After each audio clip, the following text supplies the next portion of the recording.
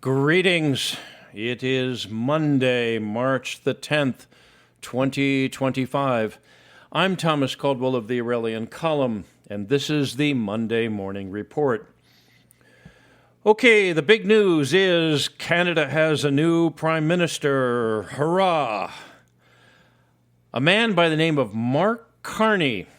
He's going to be replacing Fidel Castro's love child as head of our number one trading partner.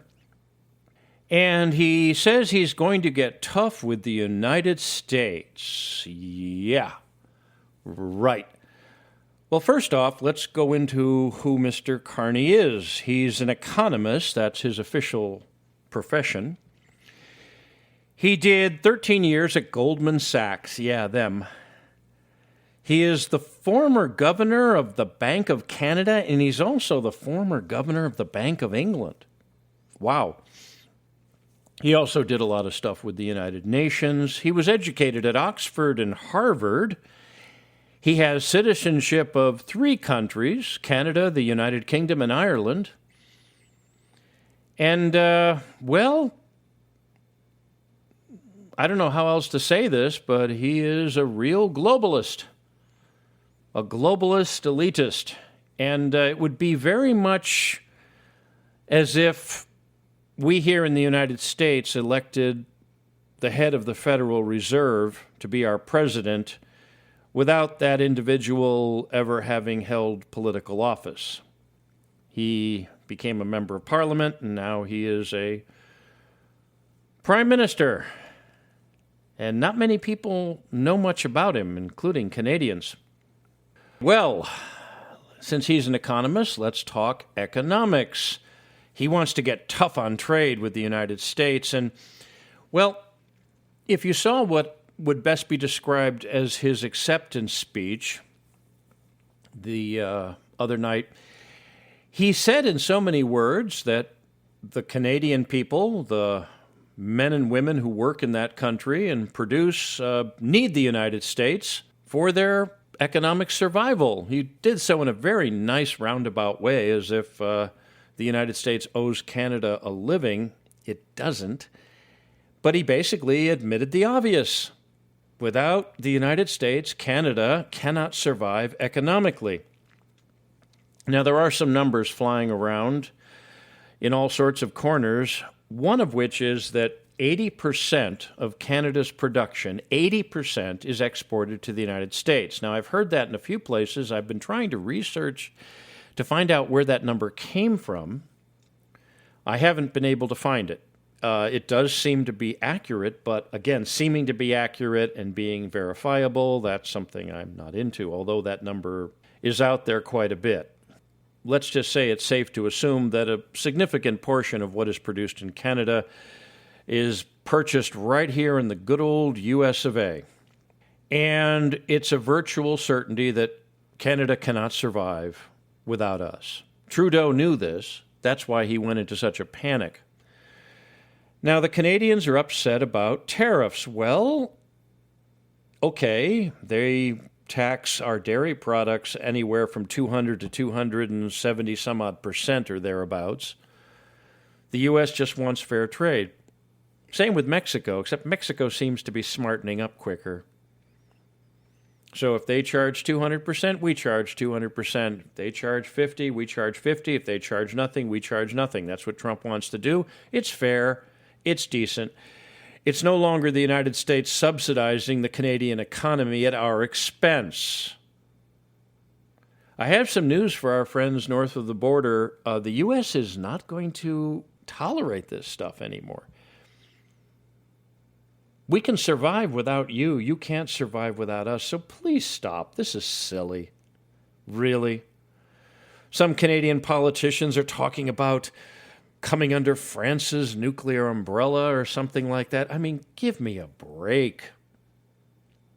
Give me a break here. This guy is the antithesis of the trend that is trending around the world of a populist nationalist movement. He is the exact opposite of Trump. He is into globalism. He's a global citizen. He hasn't spent that much time in Canada. He's been globe-trotting around the world doing bond deals. I think he worked on the bond deal to finance the incoming African National Congress government in South Africa after apartheid. Oh, we know how well that went, don't we? And he's supposed to be a progressive. Oh, boy. Well, we'll see how it goes. There's supposed to be elections there in a couple of months.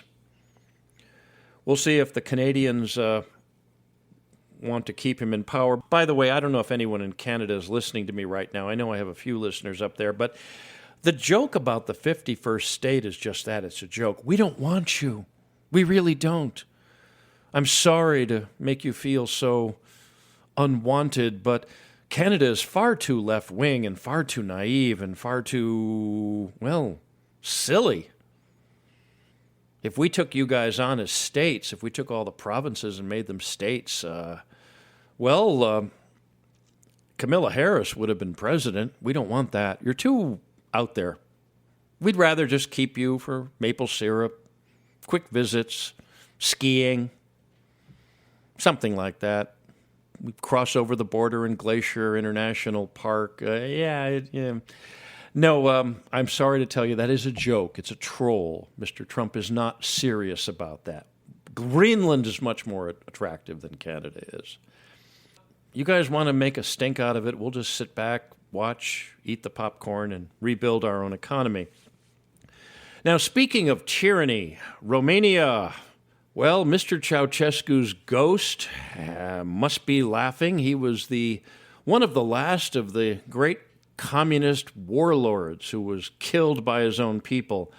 So they do have a history of revolution in Romania of the positive kind. Mr. Călin Georgescu, who did win an initial election a few months back, well, he was arrested. He's being accused of all sorts of nasty things, and now it's being reported that he cannot run for president. He won't be allowed to run for president. Okay. Well, why are we involved with these people militarily? They don't represent our values. They openly do not want free elections. Tyranny's back in Europe. It's why our ancestors fled to the New World, the North American continent. I thought we were supposed to be defending Europe's freedom. That's why we had NATO. Well, it's turning out that's really not the case anymore. Meanwhile, Europe, the rest of it is pretty much nuts. One of the funnier things I saw online was a German who was asking the question, let me get this straight, you want Germany to be rearmed, march through Poland, and take on the Russian army, just so I got that clear. Really? If you think about it, that's what people are asking for. France wants to protect Europe with its nuclear umbrella. The French are a little bit crazy. They're known for that. Okay, they really are. Britain is supposed to be a nuclear power as well. There are a lot of reports, though, that they've let their nuclear arsenal decay over the decades, that it probably doesn't work anymore. You see, nuclear weapons are not just something you can build and throw into a warehouse or you have to take care of them. You have to maintain them. You have to rebuild them every so often. And Britain has cut its military budget to the bone. Again, they have more admirals than they do warships. So they might not be a nuclear power anymore, but nobody is going to accuse them of that. Why is it that Europe is so hell-bent on, well, basically apparently going crazy? They want the war to continue in Ukraine. France wants that.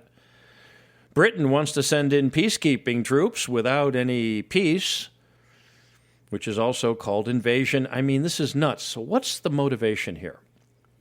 Well, it's simple. If you're worried about your population rising up, the first thing you want to do is have a war. That unites them. What do I mean by that? Well, a lot of academics are beginning to talk privately behind the scenes, and some are public, about the potential of civil wars, plural, in Europe. European powers have allowed themselves to be invaded, there's no other word for it, invaded by people from the Middle East, Africa, and elsewhere. And these are cultures that cannot be assimilated into the European mindset. It isn't going to work, and it hasn't worked. Rapes, murders, arson attacks.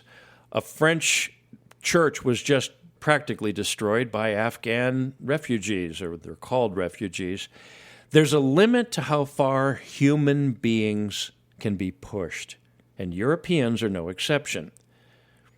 The United Kingdom is ripe for an uprising. Again, they've had their weapons officially taken away. Knives are even regulated there. The same thing with Ireland. But they've been pushed too far, and if you've ever read the poem by Kipling, When the Saxon Hates, you'll get an idea of exactly how far they can go. Many of you may not remember the Irish Republican Army. That was a relatively small group of what you'd have to call terrorists that set off bombs and assassinated soldiers and police officers, and they fought the British Empire to a standstill. This is back in the 60s, 70s, and into the 80s. Britain's military was far more advanced and far more effective than it is now. And it was only a few dozen people in Britain that basically terrorized that country. They even were able to assassinate a member of the royal family. Lord Mountbatten went fishing in Ireland, and his fishing boat blew up and killed him and some other people. They fought the British to a standstill, so don't think it can't happen again. There's a limit to how far people can be pushed. The same thing in France. The once beautiful, beautiful city of Paris has been turned into a cesspool, an Islamic cesspool. Germany, oh my, Germany. Haven't you suffered enough? Scandinavia, Sweden, all of these countries have been invaded.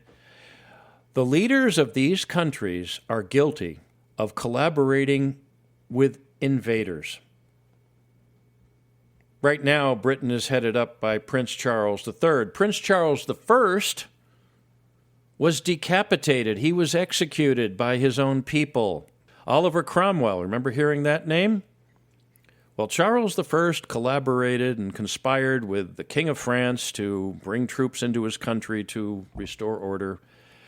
That was a no-no. Collaborating with foreign invaders cost the first Charles I his head. I don't know about the current one. He doesn't really have any power anyways. Britain and the rest of Europe are in danger of civil uprising. Civil war, as it were, not something very elaborate like what the Americans had in the 1860s, but basically something like you'd see in South America, something like what you saw in Yugoslavia. Don't think that weapons can't be obtained on the black market.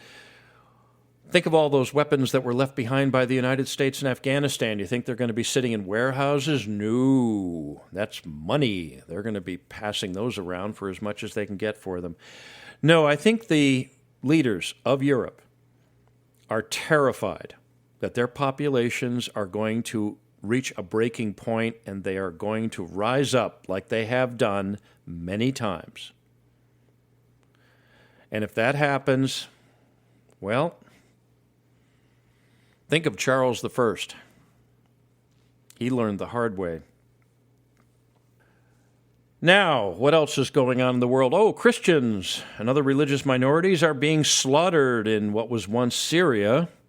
Yeah, we don't follow that too much.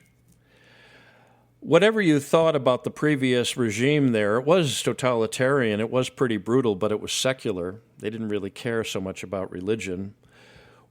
What's taken over now and was financed by the CIA, the Mossad, USAID, what have you, they are killing people that do not believe in their version of Islam, and they are doing it in a very nasty and very, very unpleasant way. How come nobody's protesting that? We're going to be having more martyrs just in time for Easter. But you don't see Christian groups in the West protesting this the way they were protesting what was going on in Gaza. Why not? Syrian Christians have been Christian long before your ancestors were. They were pretty close to the center of things and have been. Very beautiful tradition from what I understand. There's also Hindus that are being attacked in that country because it was pretty diverse. How come nobody's showing outrage? How come nobody's protesting? How come nobody's asking the Trump administration to do something? I don't know. You tell me. Well, SpaceX has had another blow-up, literally. Mr. Elon Musk's rockets are not functioning the way they should. Basically, the company launched a vehicle not that long ago. The booster was caught in a very dramatic way, but the main ship, what's called Starship, lost control and ended up breaking up over the Bahamas. Well, that's pretty dangerous. And this is getting to be a bit of a problem because you shouldn't really be launching rockets until you have a real good idea that they're going to work, especially if you're launching them over populated areas. Remember, he's launching his stuff from Texas. That goes over Florida and much of the Caribbean when it's going up into orbit. That could be an issue. And I want to ask a question. Why Mars? Why are we so into Mars? I mean, Mars is basically Death Valley without the benefit of oxygen, as far as I can tell, and it's far away to boot. What's there? The moon has resources, and it's right across the street, relatively speaking. It has helium-3, something to look for, by the way, helium-3. Just look it up. That's a resource that we could actually put to use here. So why Mars? Really, I'm open. Why don't we take care of some of our issues here and settle the moon first? Helium-3, let's check that out. Other news at home, Chinese Americans in the military. Chinese American soldiers have been arrested for spying for the People's Republic of China. 3 soldiers arrested. This is not the first time this has happened. They were selling top-secret information to PRC espionage representatives. Okay. This is going to raise some eyebrows, what I'm going to talk about. This has a lot to do with ethnicity. Do you really think that the Chinese are anxious to try to recruit black or white or Hispanic soldiers over Chinese? You have to be honest about it, folks. Japanese Americans wouldn't spy for them, neither would Korean Americans or Filipino American soldiers. We have a lot of those, but they're able to appeal to Chinese Americans. Now, this doesn't mean that there aren't patriotic Chinese Americans who are in our armed forces and are citizens of our country, that they've been here since they were building the railroads back in the 1800s. But the Chinese are out to win, the Chinese communists, not the people. The people of China I've met on many occasions, and they're wonderful, but those at the head of their affairs are pretty devoid of humanity in many respects. They're trying to go after our weaknesses here. It'll be interesting to see how this story goes. Was blackmail involved? Were there relatives back in the PRC that were held hostage? I am a believer in innocent until proven guilty. But mark my words, the Chinese communist regime, which is also responsible for the fentanyl coming in through the border from Canada and Mexico, they do not wish us well. And they have to be treated as such. That plane crash in Philadelphia, the one at the end of January, remember that? The Mexican air ambulance? Well, they did recover the cockpit voice recorder. It was pretty messed up. If you saw that plane go in, it made what was called a high hole in aviation circles. They did recover the voice cockpit recorder, but according to the preliminary report that was put out by the Federal Aviation Administration Investigative Board, well, it seems that it hadn't been used in years. It wasn't hooked up. I don't know how they came to that conclusion. That'll probably be in a main report that won't be out for probably another year or so. But this just shows exactly how slipshod things are in the world. There have been a lot of people talking about these air ambulances from third world countries that are poorly maintained. A lot of them are small Lear jets that are cast-offs from other markets. There's a lot of speculation as to what could have caused that crash, but it's just speculation. There's a chance they may never figure out what happened, and that's really frightening. 6 people died on that plane, 1 on the ground. Many people injured, some very seriously, a lot of property damage to homes, automobiles, and businesses. It was a very close call. That plane came within a very short distance of a shopping mall. It crashed in the parking lot of a shopping mall. If it had hit the shopping mall, it would have probably killed potentially hundreds of people. Yeah, Mexico. We've got to do something about other countries that don't take care of things the way they should. Other things going on in our country. The amount of corruption that we're seeing that's coming out from DOJ, that's gotten to be almost ho-hum. And the American people have been pushed to the limit. And this is not being reported in the media. And in some cases, I don't even think it's showing up on social media as much. But in the street, human beings are interacting with each other the way they didn't during COVID. And they're angry. They're very, very, very angry. Now, the Trump administration came into the White House with the promise of revealing certain horrible things and bringing certain nastiness to light so that it can be cleaned up. And one of these topics was the doings of the late Jeffrey Epstein and his client list. Where is it? Well, our new Attorney General has come out saying that some stuff will be held back for national security reasons.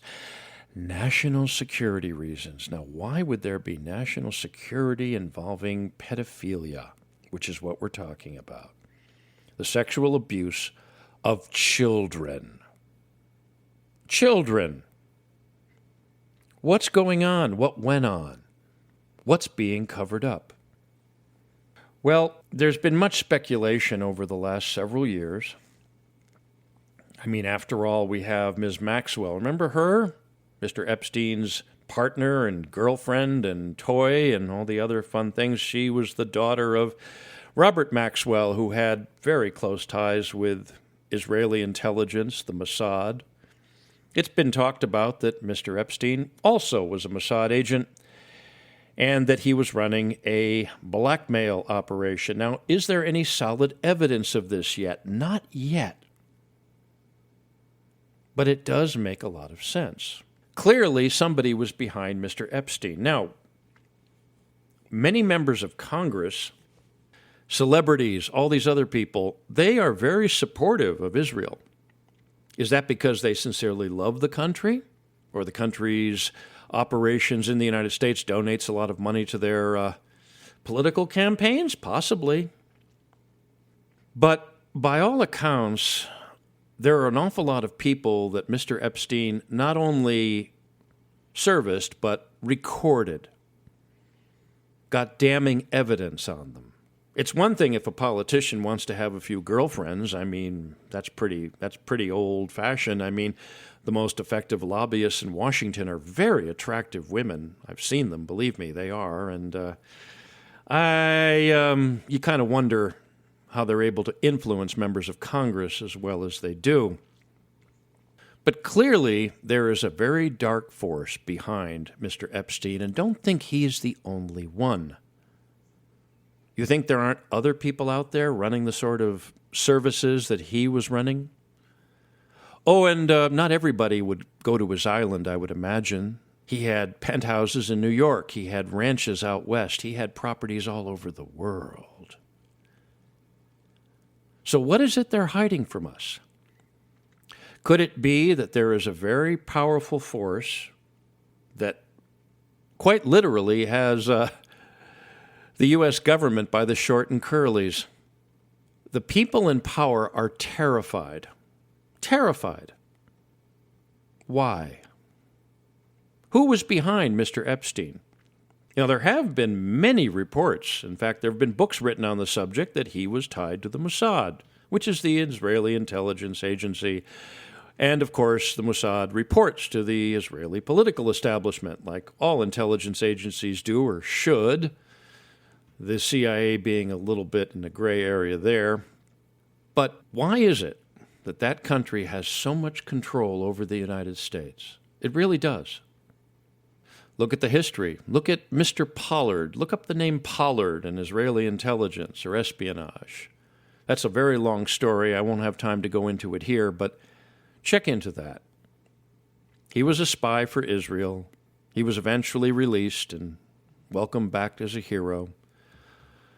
The Israeli government, they're out to take care of their own. You can't take that away from them, and you can't condemn it per se. I find it interesting that nobody has been arrested or indicted. Why not? Could it be that the U.S. government is so corrupt and so subverted that not even Donald Trump's revolution is going to be able to touch certain people? Well, sadly, it looks like that could be the case. Remember that whoever is behind Mr. Epstein, or whoever was behind Mr. Epstein, whether it was the Israeli government or something else, and that's quite a possibility, we have to be honest about it, they definitely don't want love, they want fear.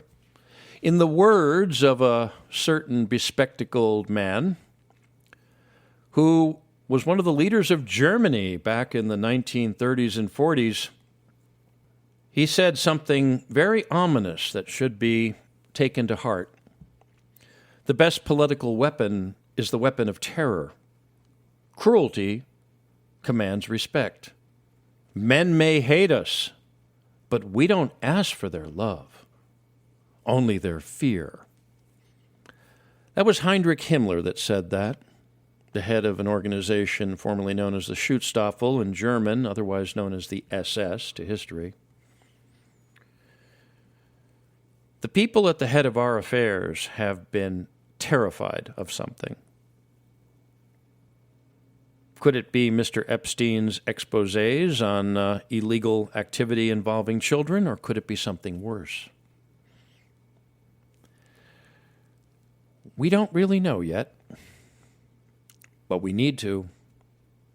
And we need to before it destroys us, before it destroys all of us.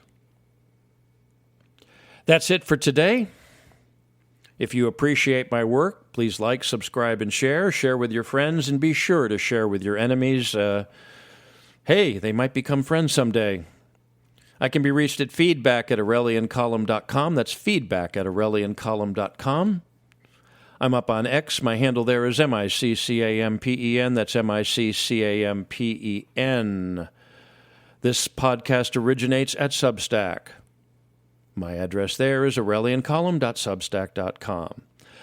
Until we meet again, be good, be safe, be vigilant, and remember, Clown World and the Deep State must be destroyed. Really must be destroyed. Not joking. Good day.